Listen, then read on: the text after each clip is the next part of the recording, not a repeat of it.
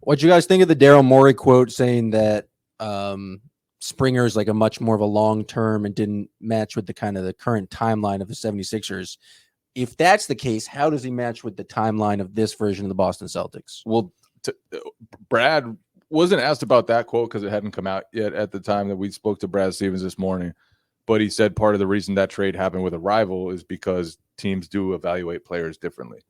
And so I do think they think he's more of a long-term play, though. That was not – they did not go out and get Jaden Springer because they expect him to make a playoff impact this year.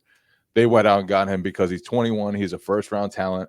He's super athletic. He's already shown the defensive capabilities that could turn him into an awesome, awesome stopper on that end.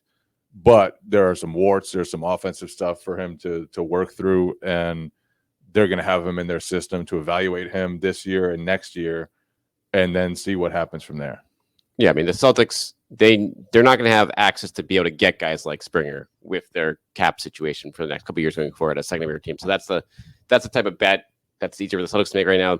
The Sixers are potentially trying to clear cap room like for next season on top of trying to win now. So Springer at this point doesn't want to do both. I'm kind of shocked that Morey said it so publicly. I mean, it's obvious, like you say that behind the scenes. It will give Springer maybe a little bit of fuel to see that quote be like, hey, man, I was playing for you guys right now, and you say this about me going out the door. That surprised me a little bit. But I think he understood the reaction to it, and especially the reaction after Springer had shown some real defensive capabilities the last couple of weeks when playing a lot of minutes.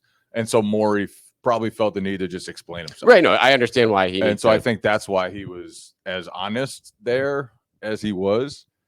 But it was interesting.